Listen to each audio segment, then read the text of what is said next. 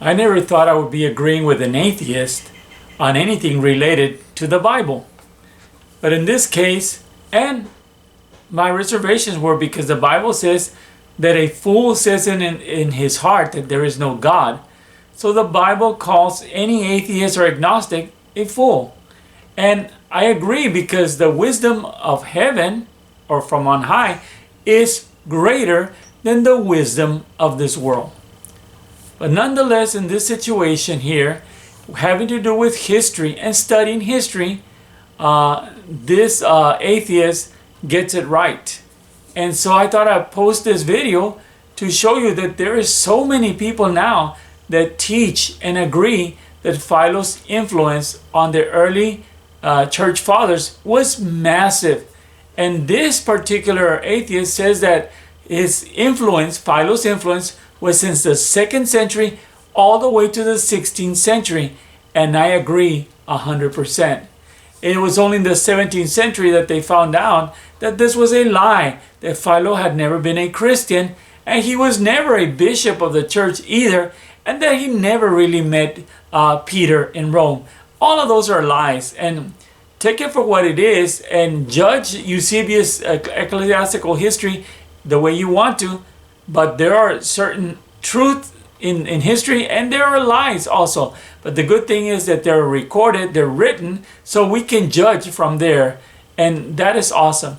So enjoy this clip, and I thank God that He's showing the world that it was Philo who gave us the Trinity doctrine.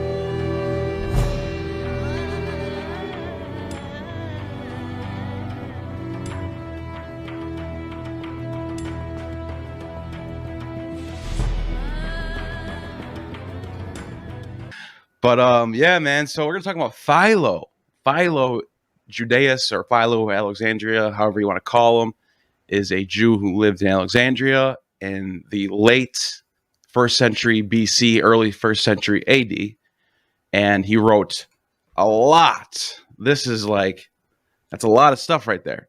And this is only what we have. Who knows what we lost? He could have wrote more than this. And so yeah, I don't know if you want to say anything about Philo, and I'll ask you a couple questions and we'll go from there.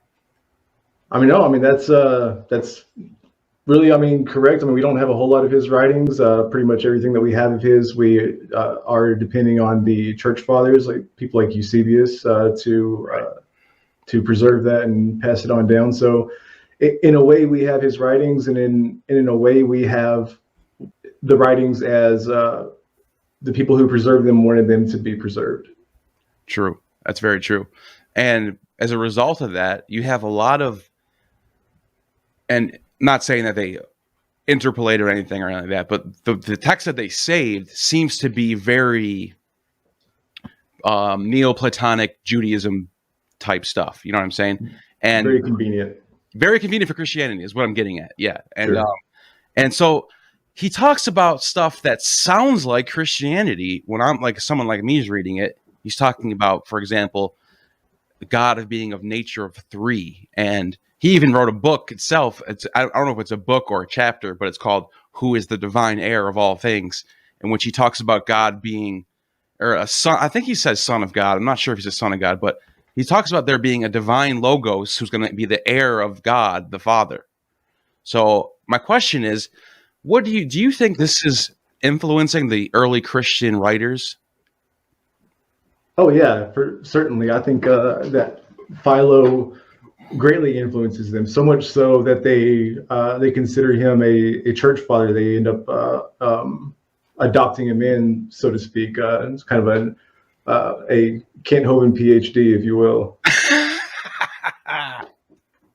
So when does that exactly happen? I didn't even know. I actually have heard that before, but I didn't know if it was true. When exactly? Starting in the 2nd century, going on through the 16th century, in that period, that's when you see Philo only being preserved in Christian writings. He's no longer being preserved in Jewish text. Or anything that's outside of Christianity. So that's not to say that his text didn't exist, or that there's text that would,